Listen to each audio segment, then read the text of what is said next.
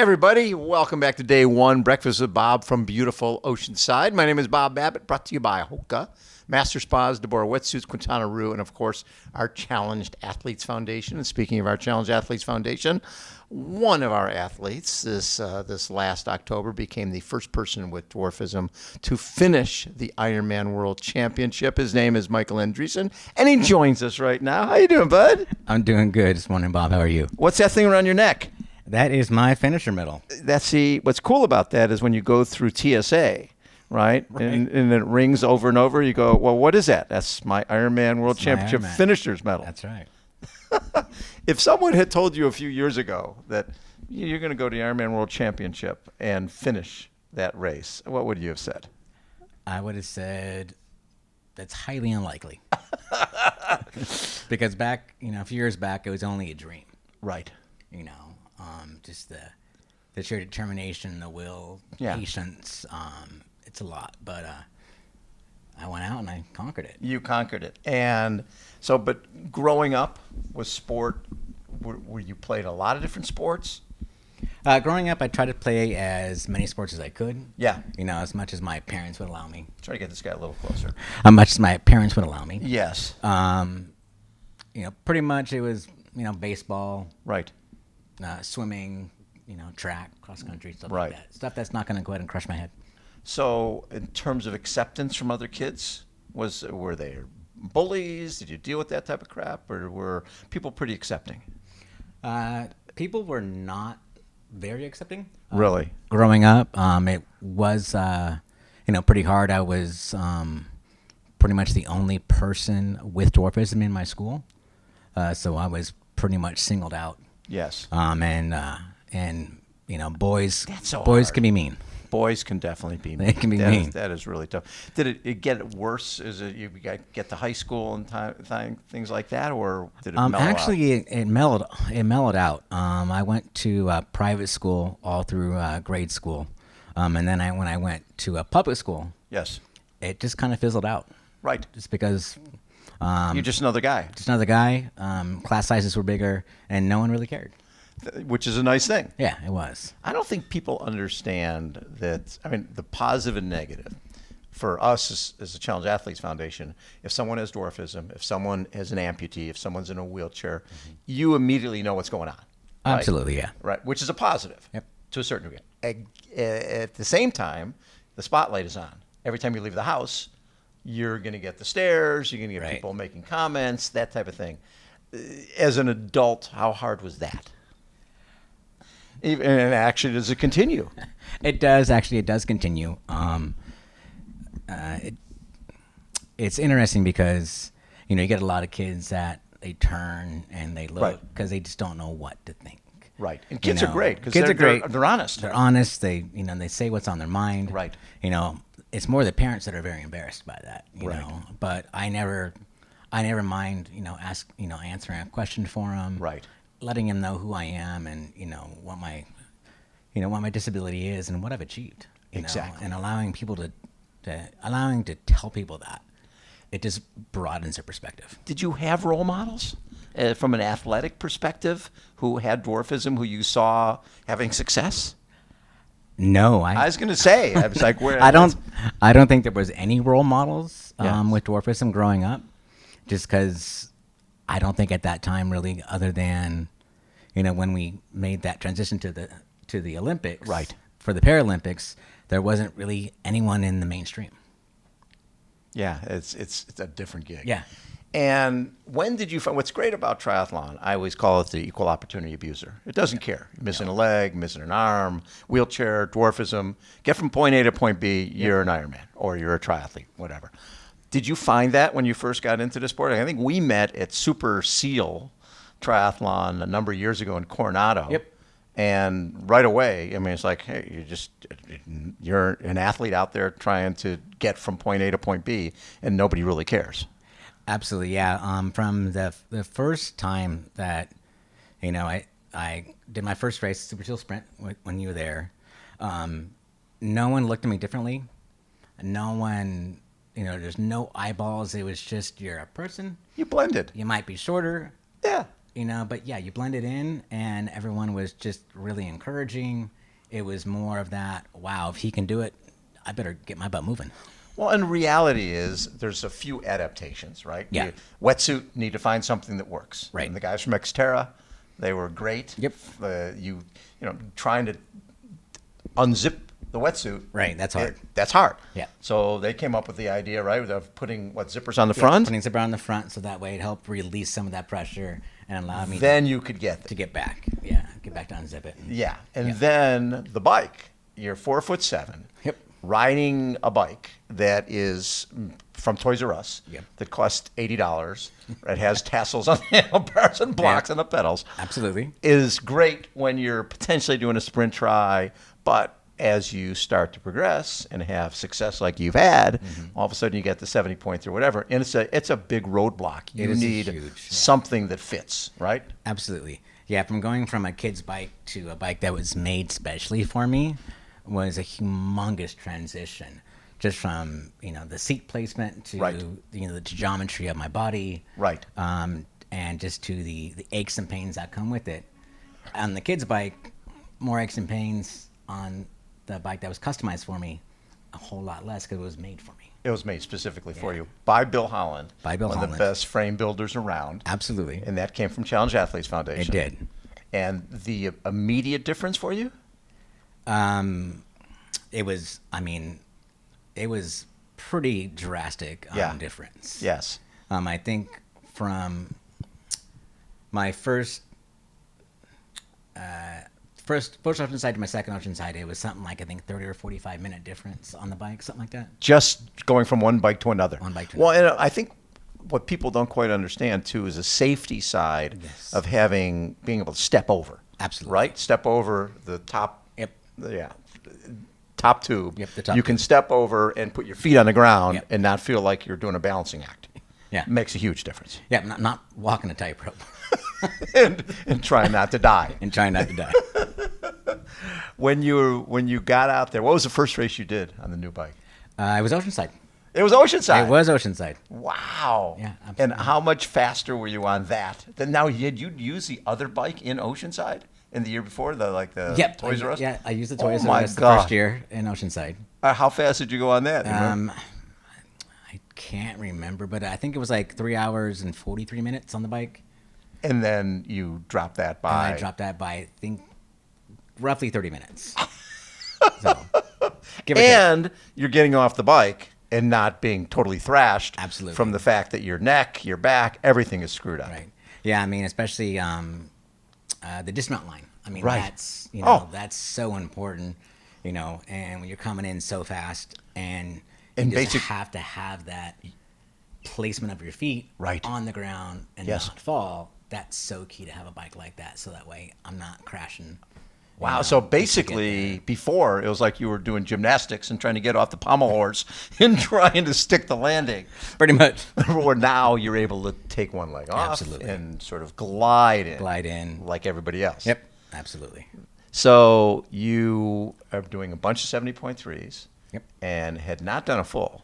No, Was Kona the first full? Kona was my very first full.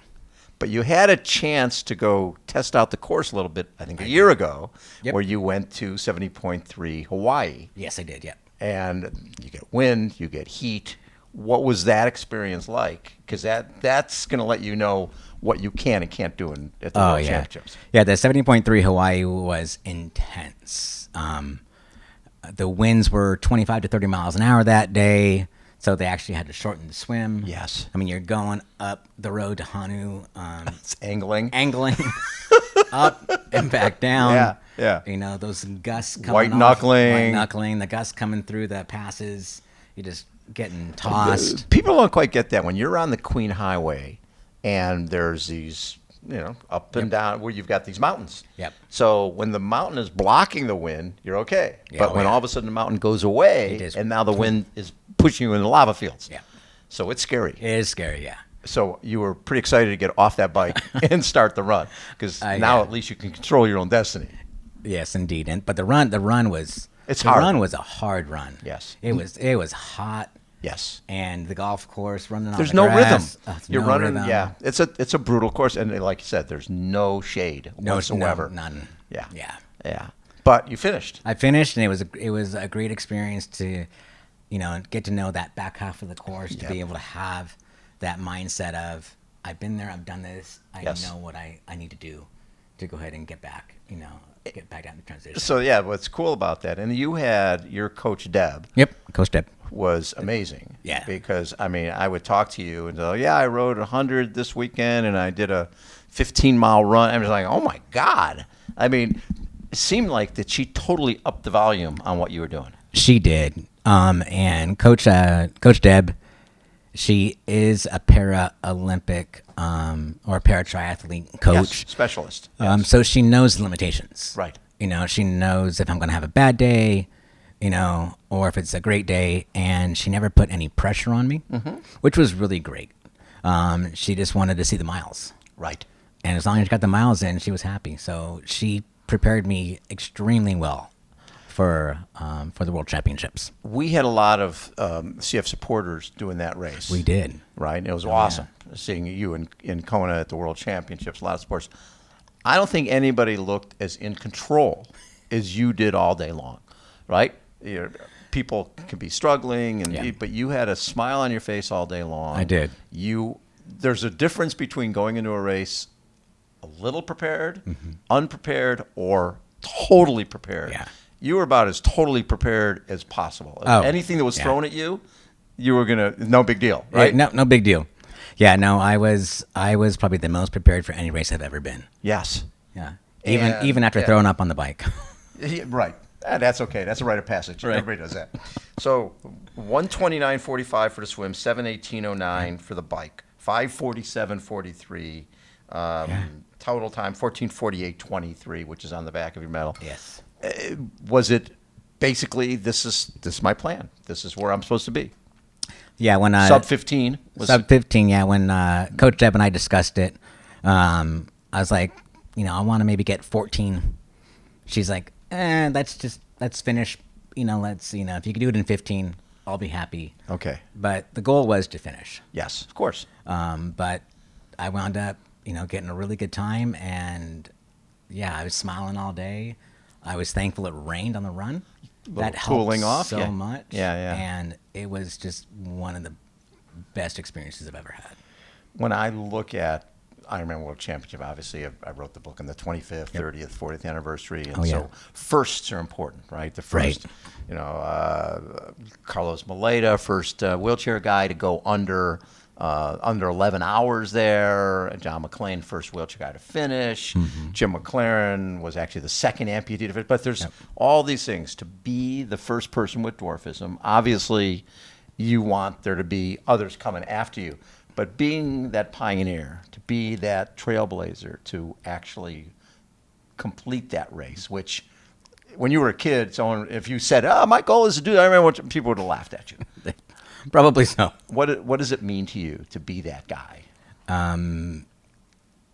It's an undeniable feeling of pride, and just being able to represent my community of dwarfism, to represent the disabled community, CAF, and be able to be a light for others with dwarfism, to be able to share my journey with them. Yes. The struggles, the highlights, and let them know that they're able to do it.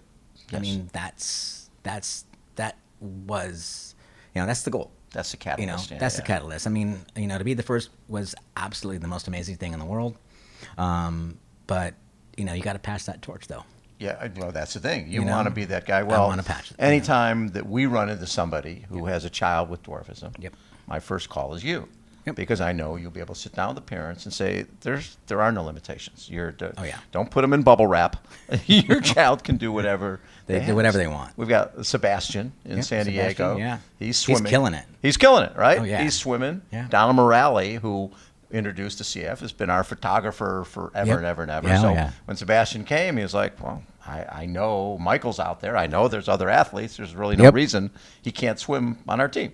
Oh, yeah, absolutely. So seeing that there are more possibilities, that there's more opportunities for people with all different challenges, but especially for you with somebody with dwarfism, how does that make you feel when you see that, okay, this kid's swimming on his high school swim team, and somebody else is going to be running on their track team, and someone else is going to follow you and complete the Ironman, hopefully a little faster. Right. It's great because there's that visibility. Right. That visibility of we're like everyone else, just a little bit shorter. Yeah. Takes maybe a little bit longer, but we have the determination, if not even more. Because it always seems like when you have a disability, you're always having to prove yourself.